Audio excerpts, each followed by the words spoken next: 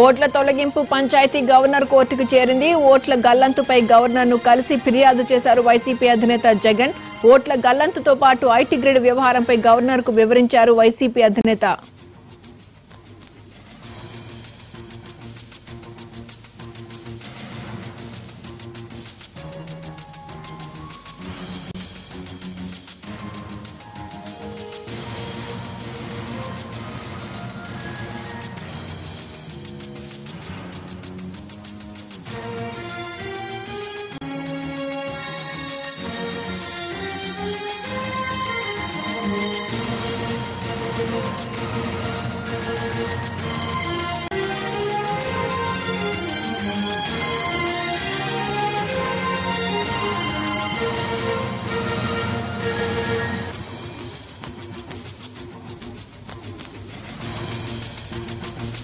ఓట్ల తొలగింపు పంచాయతీ గవర్నర్ కోర్టుకు చేరింది. ఓట్ల గల్లంతుపై గవర్నర్ను కలిసి ఫిర్యాదు చేశారు వైసీపీ అధినేత జగన్. ఓట్ల గల్లంతుతో పాటు ఐటీ గ్రిడ్ వ్యవహారంపై గవర్నర్కు వివరించారు ఆయన.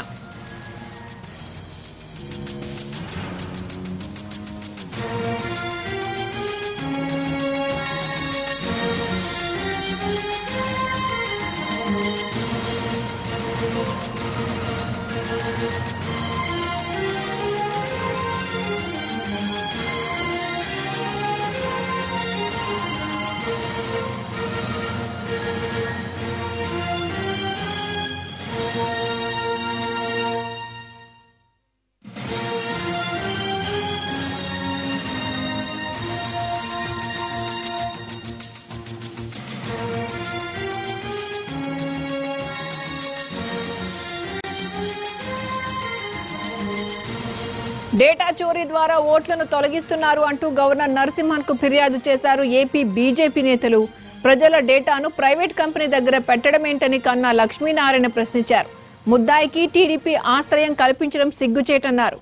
ప్రభుత్వాన్ని వెంటనే బర్తరఫ్ చేయాలని గవర్నర్ను కోరానన్నారు కన్నా.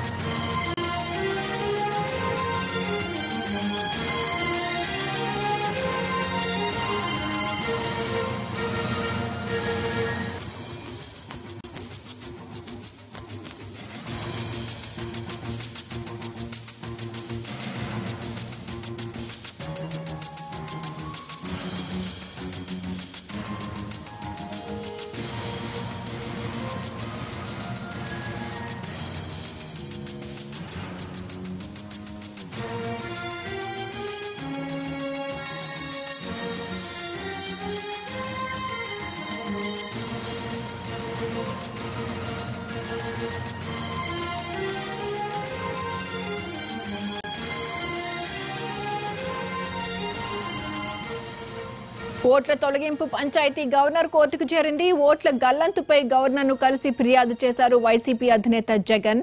ఓట్ల గల్లంతుతో పాటు ఐటీ గ్రిడ్ వ్యవహారంపై గవర్నర్కు వివరించారు వైసీపీ అధినేత.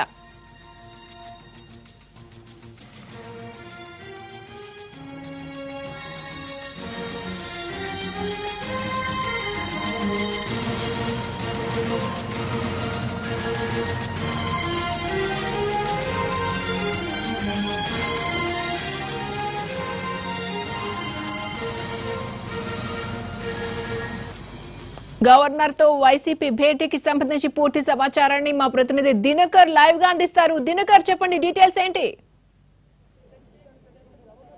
దాదాపు 10 నిమిషాల కిందట వైఎస్ఆర్ కాంగ్రెస్ పార్టీ అధ్యక్షుడు జగన్మోహన్ రెడ్డి రాజ్భవన్లోకి వెళ్లారు. గవర్నర్తో భేటీ అయ్యారు. ఆయనతో పాటు పార్టీకి సంబంధించినటువంటి కీలక నేతలు పెద్దిరెడ్డి రామచంద్రారెడ్డితో పాటు పార్థసారథి, అలాగే పిల్లి సుభాష్ చంద్రబోస్తో పాటు మరికొద్ది మంది, దాదాపు 10 మందికి పైగా వైఎస్ఆర్ కాంగ్రెస్ పార్టీకి సంబంధించినటువంటి నేతలంతా కూడా వెళ్లి గవర్నర్ను కలిశారు. ముఖ్యంగా వైఎస్ఆర్ కాంగ్రెస్ పార్టీ ఒక ఫిర్యాదు చేయబోతుంది గవర్నర్కి.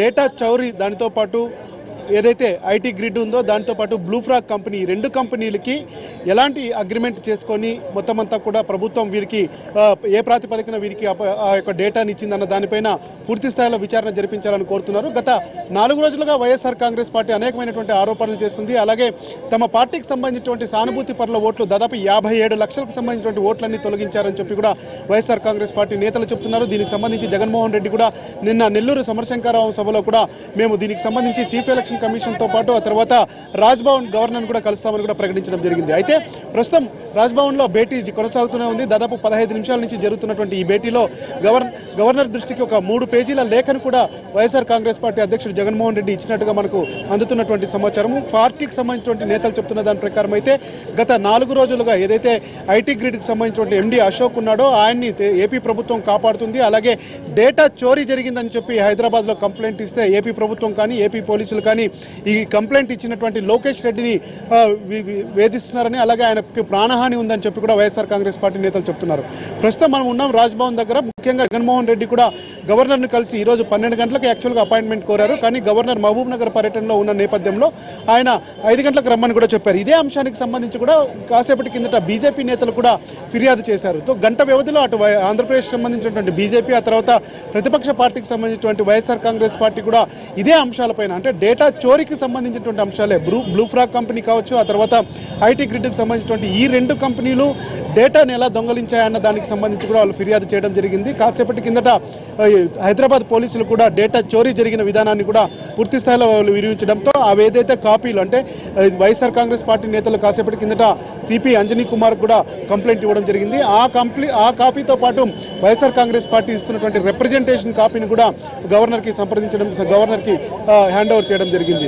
ఈ అంశంలో వైఎస్ఆర్ కాంగ్రెస్ పార్టీ మొదటి నుంచి చెప్తున్నటువంటి 57 లక్షల ఓట్లు ఏదైతే ఓట్లు తొలగించారో దానితో పాటు ప్రజలకు సంబంధించినటువంటి డేటా, ఆధార్ నంబర్ కావచ్చు, ఆ తర్వాత పాన్ నంబర్స్ కావచ్చు, దాంతో పాటు ఓటర్ ఐడికి సంబంధించినటువంటి డేటా ఏదైతే ఉందో దాదాపు 3.5 కోట్ల మందికి సంబంధించినటువంటి డేటా అంతా కూడా ఈ 2 ప్రైవేట్ సంస్థలకు, ముఖ్యంగా ఐటీ గ్రిడ్ కంపెనీకి సంబంధించినటువంటి సంస్థకు ఇవ్వడం దాని పట్ల ప్రధానంగా వైఎస్ఆర్ కాంగ్రెస్ పార్టీ ఆక్షేపణ వ్యక్తం చేస్తున్నటువంటి పరిస్థితి కొనసాగుతూనే ఉంది. దీనికి సంబంధించి లోతైన విచారణ జరిపించాలని, అలాగే అశోక్ని అరెస్ట్ చేయడానికి ఏపీ ప్రభుత్వం అడ్డుకుంటుందని, ఆయన కానీ అదుపులోకి తీసుకుంటే ఇంకా పూర్తి స్థాయి సమాచారం బయటకు వస్తుందని కూడా వైఎస్ఆర్ కాంగ్రెస్ పార్టీ నేతలు పదే చెప్పడం జరిగింది. కాసేపటి కిందట వైఎస్ఆర్ కాంగ్రెస్ పార్టీకి సంబంధించినటువంటి నేతలు వైసీపీలు కూడా మాట్లాడడం జరిగింది. మరి కాసేపట్లో జగన్మోహన్ రెడ్డి వచ్చి గవర్నర్ను కలిసిన తర్వాత ఎలాంటి ఆక్షేపణలు, ఎలాంటి ఫిర్యాదు చేశారన్న దానికి సంబంధించి కూడా ఆయన వివరించబోతున్నారు.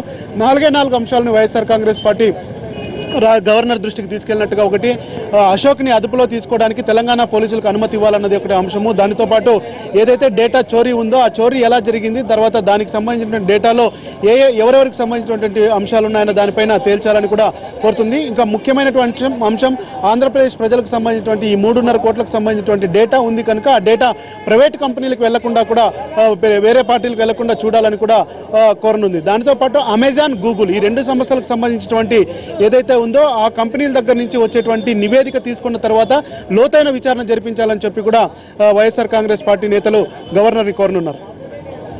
ఓకే దినకర్.